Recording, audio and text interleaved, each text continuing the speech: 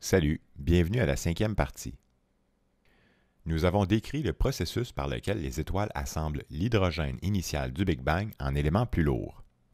Mais à la fin de l'évolution des étoiles, nous avions dû faire la distinction entre les étoiles peu massives, comme notre Soleil, et les étoiles très massives. Alors parlons maintenant de la mort d'une étoile massive. Dans le cas des étoiles massives, leur formation et leur évolution ressemblent à celles des petites étoiles, sauf que les étapes sont plus rapides. Et bien sûr, ces étoiles ont une masse suffisante pour que la gravité puisse comprimer leur centre de carbone. La température peut alors atteindre les 600 millions de degrés Kelvin requis pour fusionner le carbone en éléments plus lourds. À de telles températures, les cycles de compression et de stabilité se succèdent de plus en plus vite. Les couches de l'étoile finissent par ressembler à celles d'un oignon où le centre produit les éléments très lourds, comme le néon, le magnésium, le silicium et ainsi de suite, et les couches intermédiaires continuent de produire l'hélium, le carbone et l'oxygène. Pendant ce temps, le fer, élément très complexe comprenant 26 protons et 30 neutrons, pendant ce temps, le fer s'accumule patiemment au centre. Répétons encore une fois que les cycles des étoiles supermassives sont beaucoup plus rapides que pour notre Soleil. Une étoile contenant environ 20 fois la masse de notre Soleil épuisera son hydrogène de la 7e étape en moins de 10 millions d'années, alors qu'il en faut 10 milliards pour notre Soleil. L'étoile brûle alors son hélium en carbone pendant 1 million d'années, le carbone pendant 1000 ans, l'oxygène pendant 1 an, le silicium pendant 1 semaine et le fer pendant moins de 24 heures. L'élément le plus lourd retrouvé dans la nature est l'uranium, qui est produit dans les derniers instants d'une étoile supermassive. Au-delà de l'uranium, les éléments produits sont trop instables pour durer très longtemps. Lorsqu'arrive le temps de fusionner le fer à des températures de milliards de degrés Kelvin, le fer joue un mauvais tour au cœur de l'étoile. À partir des éléments très lourds, comme le fer, les noyaux sont si complexes et compacts que la fusion ne génère pas de chaleur. Pire encore, la fusion de fer absorbe la chaleur. C'est un peu comme si le cœur de l'étoile devenait un extincteur. Alors, au lieu de pousser la matière vers l'extérieur par la chaleur, le noyau se trouve alors à aspirer la matière en se refroidissant brusquement et très rapidement. Pendant quelques heures, l'étoile se met alors à imploser. La densité du centre augmente en flèche et toute la matière se cogne violemment. Puis, elle rebondit instantanément en faisant éclater le centre de l'étoile avec une force incroyable. L'explosion qui signe l'arrêt de mort d'une étoile supermassive est un des événements les plus violents de l'univers et elle porte le nom de supernova. Comme pour les nébuleuses planétaires, le mot peut porter à confusion à cause du mot latin nova, qui signifie nouveau. Quelques-uns de nos ancêtres du Moyen Âge européen avaient cru assister à la naissance d'une étoile. Il s'agit bien de la mort d'une étoile. Cette fin n'a rien à voir avec les paisibles nébuleuses planétaires des naines blanches, qui, rappelons-le, n'ont rien à voir avec la naissance des planètes. Lors d'une supernova, les couches externes et une partie du noyau de l'étoile supermassive sont éjectées à des vitesses atteignant des millions de kilomètres par heure. Et l'intensité de l'explosion est 1 milliard de fois plus lumineuse que notre Soleil. En quelques heures, l'environnement de l'étoile se trouve intensément irradié et les débris volent dans toutes les directions. Une supernova observée par des astronomes en Asie, vers 1054 de notre ère, a été décrite comme un objet lumineux équivalent à la Lune pendant la nuit. On pouvait même voir sa lumière en plein jour. Des gravures laissées par des Autochtones d'Amérique du Nord, donc dans le sud-ouest américain, pourraient être des représentations de cet événement. Nous avons observé les vestiges d'autres supernovas dans notre galaxie, qui se seraient produits il y a plusieurs milliers d'années. Qui sait quelles influences elles ont joué dans notre perception et notre fascination pour le ciel étoilé? Nous en avons documenté environ 6 depuis le dernier millénaire, mais il dut y en avoir un peu plus qui n'ont simplement pas été documentés. La violence d'un événement comme une supernova aurait de graves conséquences pour la vie sur Terre si elle se produisait chez une de nos étoiles voisines. Les explosions documentées se sont produites à plus de 300 années-lumière de distance, ce qui est une bonne distance sécuritaire pour observer le phénomène. Mais les scientifiques estiment qu'une supernova pourrait se produire à chaque demi-milliard d'années, à moins de 30 années-lumière de la Terre. Pour le moment, heureusement, nous n'avons pas observé d'étoiles voisines suffisamment massives pour exploser en supernova, du moins pas pour bientôt, et toutes nos voisines devraient terminer leur existence en naine blanche. Le noyau des étoiles supermassives, qui reste après l'explosion, devient une étoile à neutrons. La matière lourde qui s'est faite ultra comprimée dans les derniers instants de l'étoile s'est liée aux électrons, qui n'avaient pas participé aux réactions nucléaires jusqu'ici. Alors, lorsqu'un électron de charge négative se fusionne à un proton de charge positive, le résultat est un neutron de charge électromagnétique neutre. L'explosion produit aussi une quantité astronomique de neutrinos, qui quittent aussitôt l'étoile à la vitesse de la lumière. Le résultat est appelé une étoile à neutrons, bien qu'il ne s'agisse plus d'une étoile. Autrement dit, les réactions nucléaires ont cessé. L'incroyable densité d'une étoile à neutrons se situe entre 10 à la 12 et 10 à la 15 grammes par centimètre cube, soit plusieurs dizaines de milliers de fois plus dense qu'une naine blanche hyper compacte. Et elles contiennent plusieurs fois la masse de notre Soleil dans un volume d'une dizaine de kilomètres de diamètre. En comparaison, la densité du nucléus d'un atome est d'environ 10 à la 14 grammes par centimètre cube. Donc une étoile à neutrons a une densité équivalente à celle d'un atome. Par la suite, l'étoile à neutrons se refroidit lentement. Même froid, ces objets ne pourraient pas être visités par un être humain. Une personne de 70 kg sur la Terre ne pourrait pas se tenir debout sur la surface de l'étoile car elle pèserait plus d'1 milliard de kilos et elle se ferait aplatir comme une feuille de papier par la gravité. Et n'oublions pas que la compression aura aussi considérablement amplifié le champ magnétique de l'étoile à neutrons. La force électromagnétique est 1000 milliards de fois plus puissante que la Terre. Et que dire de la rotation causée par la supernova qui fait tourner l'étoile extrêmement vite? Nous en avons observé ayant des intervalles de rotation d'environ 0,01 seconde. En général, ces objets tournent sur eux-mêmes entre 3 et 30 fois par seconde. C'est d'ailleurs à cause de leur rotation que nous en avons détecté quelques-unes. Ces étoiles émettent de la radiation radio qui nous parvient sous forme de pouls à cause de la rotation du jet qui l'émet. C'est ce qui a inspiré le nom que leur donnent les scientifiques, c'est-à-dire les pulsars. Grâce à leur petite taille, les pouls sont si réguliers et si précis qu'ils pourraient servir d'horloge. En théorie, les étoiles à neutrons sont stables, car malgré leur extrême densité, la gravité ne peut plus les comprimer plus loin. Il peut arriver cependant qu'une étoile suffisamment massive laisse derrière elle un noyau qui contienne assez de matière pour que la gravité écrase les noyaux atomiques pratiquement les uns dans les autres. Si la gravité est assez forte, elle serait théoriquement capable de comprimer la Terre en objet plus petit qu'une bactérie. En science, ce seuil existe. Autrement dit, au-delà d'une quantité suffisante de matière dans un volume assez petit, la gravité l'emporte sur tout, même sur la lumière. En général, la masse des photons est dite négligeable, mais ici, elle est suffisante pour qu'ils se fassent capturer eux aussi. À l'intérieur de ce champ gravitationnel, la matière et la lumière ne peuvent plus s'échapper, et il est pratiquement impossible d'obtenir de l'information sur ce qui se passe à l'intérieur. À toute fin pratique, ces étoiles supermassives forment un trou dans l'espace, une sorte de cul-de-sac d'où rien ne peut sortir. Nous les appelons les trous noirs. Alors, parlons un peu des trous noirs. Lorsqu'une étoile supermassive, disons 8 fois la masse de notre Soleil, lorsqu'une étoile supermassive explose en supernova, il peut arriver que le vestige du noyau de l'étoile contienne encore une masse équivalente à 3 fois notre Soleil. La formule mathématique pour la gravité implique que la distance fait diminuer très rapidement la force de gravité quand on s'éloigne d'un objet. Donc, inversement, la gravité augmente très vite quand on s'en approche. Si une telle quantité de matière est proche du centre, la force de gravité augmente de façon spectaculaire et elle peut comprimer la matière dans ce que les scientifiques appellent une singularité ou un trou noir. Le terme « vélocité critique » fait référence à la vitesse nécessaire pour qu'un objet s'échappe de la force de gravité d'un autre objet.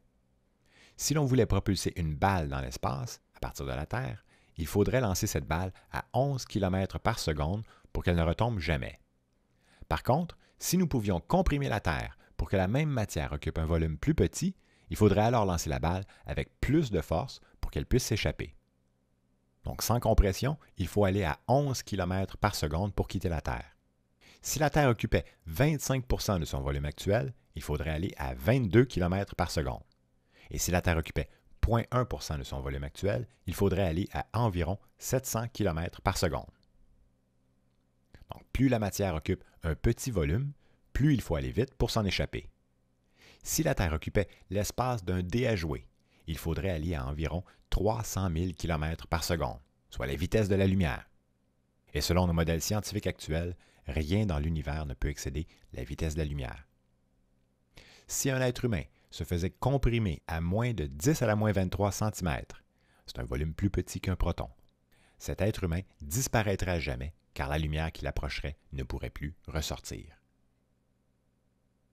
Au centre d'une étoile supermassive, la gravité joue le rôle d'un étau qui écrase la matière dans un tout petit volume. Et au-delà d'un seuil critique, la gravité l'emporte sur tout. Un noyau qui contiendrait 10 masses équivalentes à notre Soleil aurait un rayon de 30 km dans toutes les directions autour de lui. Et à l'intérieur de ce rayon, même la lumière ne pourrait s'échapper. Le seuil critique pour quitter le trou noir excède la vitesse de la lumière à l'intérieur de ce rayon, et pratiquement rien ne peut excéder la vitesse de la lumière. Cette frontière est appelée l'horizon critique. Mais cet horizon n'est pas la frontière du noyau. C'est la frontière du champ gravitationnel capable d'attraper la lumière. Donc c'est une sorte de barrière de communication, si on veut. À l'intérieur de ce champ, la gravité continue à comprimer la matière dans un très petit volume, soit une singularité unidimensionnelle. Évidemment, puisqu'il est impossible de savoir ce qui se passe à l'intérieur de l'horizon critique, nous n'avons que des théories basées sur nos connaissances actuelles. Et il existe peut-être une autre force capable de faire compétition à la gravité dans ces conditions extrêmes, mais nous ignorons si une telle force existe. Certains chercheurs tentent d'inventer la gravité quantique, mais ces théories restent incomplètes et contestables. Pour le moment, il faut accepter que le noyau implose complètement lors de la supernova, donc en moins d'une seconde, laissant derrière une région noire et opaque qui n'est plus un objet comme tel, mais un trou dans l'espace. En conséquence, les objets les plus compacts de l'univers sont invisibles. Certains voudraient voir les trous noirs comme des aspirateurs super puissants qui parcourent l'univers en avalant systématiquement tout sur leur passage. Au contraire, à l'extérieur de l'horizon critique, la gravité agit de la même manière que pour tous les autres objets dans l'espace. Donc il serait possible qu'un trou noir soit en orbite autour d'une autre étoile. En passant, les étoiles qui tournent autour des trous noirs sont facilement détectables parce qu'elles semblent clignoter en passant derrière le trou noir. C'est un peu comme un homme en tuxedo noir et une femme en robe blanche qui valseraient en tournant dans une pièce sombre. La femme disparaîtrait un instant en passant derrière son partenaire invisible, permettant ainsi à un observateur de deviner la présence de l'homme en tuxedo. En fait, un trou noir n'a ni plus ni moins de raison de se déplacer qu'un autre objet dans l'espace. Cela dit, les trous noirs accumulent de plus en plus de matière qui ne peut jamais s'échapper. Et peu à peu, avec le temps, cette accumulation fait augmenter le champ gravitationnel des trous noirs. Alors, que se passerait-il si un pauvre astronaute tombait dans un trou noir?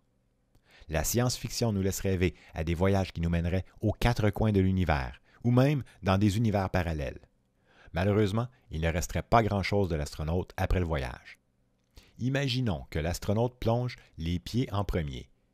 En s'approchant, la gravité qui attire ses pieds serait toujours un peu plus forte que la gravité qui attire sa tête. Et à mesure qu'il s'approcherait du trou noir, cette différence d'attraction augmenterait et aurait au fait d'étirer le corps de plus en plus, jusqu'à ce que le corps se morcelle. Un scientifique avec un sens de l'humour a nommé ceci la spaghettification. Les objets qui tombent dans un trou noir se réchauffent. En tombant dans un trou noir, la matière se fait comprimer horizontalement pendant qu'elle s'étire verticalement. Et cette compression augmente les collisions entre atomes pendant qu'elle tournoie vers le centre d'un trou noir. La matière devient en fait si chaude que juste avant de pénétrer dans l'horizon critique, elle émet de la radiation thermique sous forme de rayons X. Et au-delà de l'horizon critique, cette radiation n'est plus détectable. Les trous noirs réchauffent donc leur environnement et nous pouvons détecter cette faible radiation. Avant de terminer sur les trous noirs, ajoutons que depuis quelques années, les scientifiques croient qu'il existe des trous noirs géants au centre des galaxies. Il se serait formé à partir des premières étoiles supermassives, donc environ 10 à 100 millions d'années après le Big Bang. À cause de l'activité intense de la matière près du centre des galaxies, qui sont des gigantesques boules quasiment opaques d'étoiles et de gaz bouillants, il est difficile de voir à l'intérieur. Mais récemment, à l'aide d'infrarouges, nous avons détecté un énorme tourbillon si rapide qu'il devrait expulser la matière du centre de notre galaxie. Seule une force de gravité incroyable, disons un objet contenant 5 millions de fois la masse de notre Soleil. Donc seule cette gravité incroyable pourrait maintenir un tel vortex. Et le seul objet capable de contenir autant de matière à un endroit, selon nos connaissances actuelles, serait un trou noir. Nos observations des autres galaxies laissent croire que le même phénomène s'est produit ailleurs. Il est donc possible que des trous noirs géants se soient formés très tôt et aient joué un rôle dans la formation des galaxies. Les galaxies actives, où il y a énormément d'explosions et d'énergie dégagées par le centre, seraient peut-être explicables par la matière qui tombe vers un trou noir géant. Alors parlons maintenant de l'objet cosmique le plus énergique connu, c'est-à-dire le quasar. Alors, il s'agirait de trous noirs hypermassifs capables d'avaler une galaxie tout entière. Les quasars relâchent une énergie équivalente à une masse solaire par an. Évidemment, ce ne sont que des spéculations, mais les quasars seraient des trous noirs contenant une masse équivalente à celle d'une galaxie, c'est-à-dire plusieurs centaines de milliards de fois la masse de notre Soleil.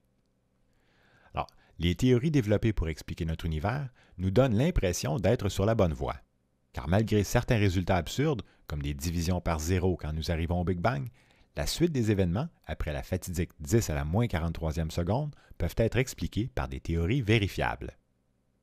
Si nous prenons la théorie des trous noirs hors contexte et que nous spéculons un peu avec la théorie de la relativité, il serait possible de créer un trou de verre, ou en anglais wormhole, c'est-à-dire une sorte de tunnel où le passage d'un bout à l'autre se fait instantanément, peu importe la distance entre les deux bouts, donc même s'ils sont à des points opposés de l'univers. En poussant la théorie plus loin, si l'on pouvait garder une extrémité d'un tel tunnel sur la Terre et que l'on fait voyager l'autre bout à très haute vitesse avant de revenir à son point de départ sur la Terre, la relativité nous dit que le temps, pour le bout qui a voyagé, est en retard par rapport au bout qui est resté immobile. Nous aurions donc entre les mains une machine à voyager dans le temps. Alors, pouvons-nous réellement voyager dans le temps? Tout ceci est hautement spéculatif. Pourtant, la théorie qui explique les trous noirs tient la route. Des chercheurs sérieux se sont demandé si nos lois de la physique ont pu être différentes au cours de l'évolution, et plus particulièrement peu de temps après le Big Bang. Les trois grandes constantes à la base de nos modèles sont la vitesse de la lumière, la constante de Planck et la constante de Newton. Alors, est-ce possible que la vitesse de la lumière ait ralenti, que les quantités d'énergie requises pour agir sur la matière aient été différentes, ou encore que la force de gravitation ait été plus faible ou plus forte? Est-ce que changer une constante change les autres? Devinez quoi? Certains astronomes disent que oui, d'autres disent que non. Les implications de modifier d'un poil une seule de ces trois constantes sont considérables. Nous avons de la difficulté à évaluer l'impact, mais la nouvelle constante ruinerait les conditions pour que les autres lois de la physique structurent le monde tel que nous le connaissons. Alors, depuis 13,7 milliards d'années, la matière est passée des particules élémentaires légères et chaotiques aux particules plus lourdes, comme les protons et les neutrons. Cependant, en ce qui concerne la matière lourde, comme le carbone et l'oxygène, nous devons constater qu'elle semble être un phénomène isolé, local, à l'intérieur même des galaxies seulement, c'est-à-dire là où la matière peut se condenser en étoiles supermassives. Sans cette matière lourde, nous ne serions pas ici. Oublions maintenant notre vaste univers et accélérons le temps jusqu'à la formation de notre propre système solaire. Alors, si l'on prenait la durée de notre univers, c'est-à-dire 13,7 milliards d'années, et que l'on compare cette durée à la vie d'un adolescent de 13 ans et demi, notre récit serait rendu autour de son 9e anniversaire. Notre système solaire était encore un nuage d'hydrogène il y a 4,6 milliards d'années. Depuis le Big Bang, il tournoyait paisiblement autour du centre de notre galaxie spirale, la Voie lactée. Le nom Voie lactée fait référence à la traînée d'étoiles d'un des bras de la spirale. Mais depuis le 20e siècle, nous savons maintenant que notre galaxie contient au moins 2 de ces bras d'étoiles. Les découvertes récentes penchent pour 2 bras, mais nous avons déjà cru qu'il y en avait plusieurs. Nous leur avons même donné des noms, Norma, bras écu-croix, du Sagittaire, de Persée et du Cygne. Encore aujourd'hui, il existe de vastes nuages interstellaires autour de nous. Que s'est-il produit pour que notre partie de nuage se comprime tout à coup pour former une étoile et des planètes, et que ces planètes contiennent des éléments lourds, pourtant si rares dans l'univers? La présence même de ces éléments lourds sur la Terre et sur les autres planètes implique qu'une étoile supermassive, qui aurait explosé en supernova, y est pour quelque chose. Tel que démontré précédemment, il existe plusieurs scénarios pouvant décrire la compression d'un nuage qui engendre une étoile. Et il existe plusieurs scénarios pour expliquer comment d'autres objets, comme les planètes et les comètes, finissent par graviter autour d'une étoile. Mais la disposition et la composition de nos planètes impliquent qu'elles sont un sous-produit de la formation de notre Soleil, et non pas des captures par le Soleil après sa formation. Alors, la théorie généralement acceptée est la suivante. Il y a un peu plus de 4,6 milliards d'années, une étoile supermassive, relativement proche de notre nuage, aurait explosé en supernova, projetant ainsi une grande quantité d'éléments lourds dans l'espace. L'onde de choc de l'explosion est venue pousser notre fragment de nuage de façon à le condenser. À mesure que le nuage s'est comprimé, la matière s'est mise à tourner de plus en plus rapidement, en formant un disque relativement plat autour de notre futur Soleil. Le long du disque, la matière qui n'a pas eu le temps de tomber vers le centre s'est agglutinée pour former les planètes. Les planètes rocheuses sont naturellement plus proches du Soleil parce que la matière lourde qui les compose était attirée plus rapidement vers le centre. Les planètes gazeuses, composées d'éléments plus légers, se sont formées plus loin du Soleil. Environ 99% de la matière initiale s'est retrouvée dans le Soleil. Autour du disque, les vestiges du nuage initial sont encore là. Nous appelons ces vestiges le nuage d'Oort, et ce nuage contient surtout de la poussière et du gaz d'hydrogène. À l'intérieur du nuage d'Oort se trouve la ceinture de Kuiper. Il est situé entre 4500 et 7500 millions de kilomètres du Soleil. Cette ceinture forme le grand sillon externe du disque de notre système solaire. Cette zone, c'est le territoire des comètes et des météorites, dont certaines aux orbites elliptiques viennent parfois dangereusement proches de nous. Nous avons récemment exclu Pluton du club des planètes à cause de sa distance du Soleil, mais aussi parce que nous commençons à trouver des objets de la même taille et même des plus gros situés dans la ceinture de Kuiper. Donc, par définition, si nous incluons Pluton dans la liste des planètes, nous devrions en inclure quelques autres de taille similaire et la liste risquerait fort de s'allonger au cours des prochaines années. Donc, autant les classer parmi les météorites. Les planètes se forment naturellement à partir de la matière qui tournoie autour du centre. Et selon nos observations, elles se seraient formées en même temps que le Soleil. En tournant, la matière en orbite finit par former des petits objets qui récoltent progressivement d'autres objets. Au début de leur formation, il devait y en avoir des centaines se faisant compétition pour dominer leurs orbites. En entrant en collision, certains se sont combinés en devenant de plus en plus massifs, augmentant ainsi leur champ de gravité. Ces protoplanètes ont fait le ménage de leurs orbites en accumulant tous les petits débris sur leur passage. Selon les estimés, il faudrait environ 10 000 ans pour que des débris forment une masse planétaire. C'est un délai très court si on le compare avec leur longévité. Et pendant cette période de formation, Jupiter est devenu si massif qu'il aurait été un petit compétiteur du Soleil.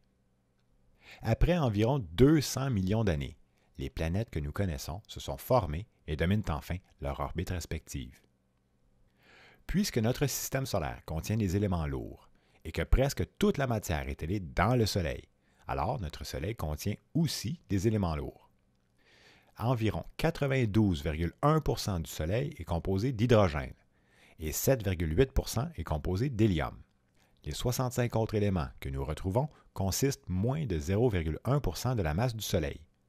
À l'heure actuelle, notre Soleil brûle son hydrogène à un rythme de 600 millions de tonnes par seconde depuis 4,5 milliards d'années. Et il continuera ainsi pendant un peu plus de 7 milliards d'années avant de devenir une géante rouge qui englobera Mercure, Vénus et la Terre. Dans l'ordre à partir du Soleil, il y a les 4 planètes rocheuses, Donc Mercure, Vénus, la Terre et la planète Mars. Ensuite viennent les géantes gazeuses, Jupiter et Saturne. Avec sa masse colossale, Jupiter représente environ 99% du momentum angulaire du système solaire. Donc si la planète Jupiter arrêtait subitement de tourner, elle aurait pour effet de freiner la rotation de toutes les autres planètes. À la fin se trouvent les planètes joviennes, Uranus et Neptune. Pluton, autrefois considéré comme notre 9e planète, est désormais rayé de la liste. Entre Jupiter et Mars se trouve une ceinture d'astéroïdes, qui sont possiblement les vestiges d'une collision entre deux petites planètes. Aujourd'hui, ces débris sont incapables de s'agglutiner une fois de plus en petites planètes à cause du champ gravitationnel de Jupiter. Alors, puisque Jupiter est notre plus grosse planète, il serait naïf de croire que Jupiter ne contient pas une plus grande quantité d'éléments lourds que la Terre.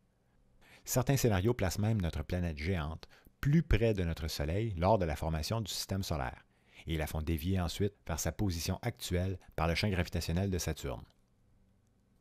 La présence et la diversité de nos planètes nous poussent à croire qu'il doit exister presque autant de systèmes planétaires qu'il y a d'étoiles dans le ciel. Nous commençons à peine à détecter des planètes ailleurs que dans notre propre système solaire. Mais puisque leur masse est pratiquement insignifiante et qu'elles n'émettent pas de lumière, c'est-à-dire qu'elles ne sont pas assez massives pour engendrer des réactions nucléaires, elles sont très difficiles à détecter.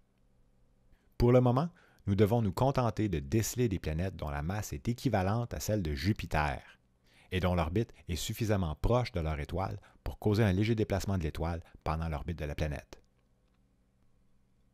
Notons toutefois que s'il y a des vieilles étoiles observables dont l'âge est proche de 13 milliards d'années, à cette époque très lointaine, il n'y avait pratiquement que de l'hydrogène dans l'espace. Or, la vie a besoin d'éléments lourds. Il aura fallu quelques générations d'étoiles supermassives pour fabriquer les éléments lourds, pour ensuite les relâcher dans l'espace, et ensuite attendre qu'une nouvelle étoile se forme à partir de cette matière pour former une planète comme la Terre. Alors, même si une étoile comme notre Soleil peut produire du carbone et même en relâcher un peu dans l'espace à la fin de sa très très longue évolution, il faut une étoile supermassive pour fabriquer l'oxygène, le silicium, le magnésium et le fer, qui sont les éléments les plus abondants retrouvés sur la Terre. Alors parlons un instant de la Terre et de la Lune. Au début de sa formation, la Terre était une boule de magma, c'est-à-dire une boule de roche liquide.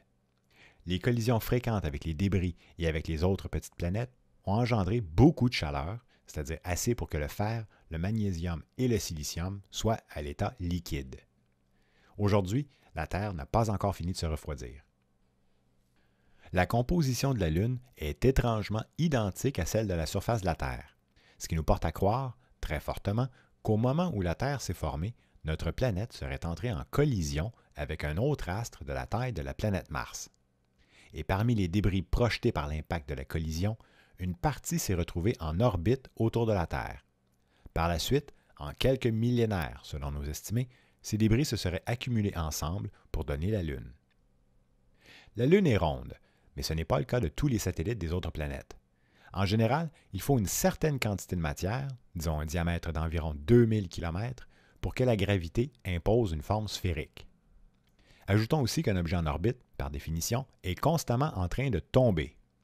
L'orbite n'est jamais parfaite parce que les objets continuent à absorber un peu de matière et le champ gravitationnel augmente peu à peu avec le temps. La force de gravité et la force centrifuge ne pourraient être maintenues en équilibre que pendant un certain temps. Dans le cas de la Lune, elle tourne légèrement trop vite et elle s'éloigne de nous à un rythme d'environ 3,5 cm par année. Et heureusement, sinon elle finirait par nous tomber dessus. Éventuellement, la Lune nous quittera et partira à la dérive. Pour ce qui est de la face cachée de la Lune, il s'agit simplement du fait que la Lune tourne sur elle-même au même rythme qu'elle tourne autour de la Terre. Après la formation du Soleil et des planètes, et de la plupart de leurs satellites naturels, la boule de magma qui était la Terre a pu se refroidir doucement, même malgré l'abondance des météorites qui viennent encore la percuter. En résumé, la mort d'une étoile supermassive serait à l'origine de la présence des éléments lourds retrouvés sur la Terre, et nous avons de nombreuses observations venant appuyer ce scénario. Avec un peu de recul, la quantité incroyable d'étoiles, ne serait-ce qu'à l'intérieur de notre propre galaxie, laissent croire qu'il existe des centaines de milliards de systèmes planétaires autour de nous.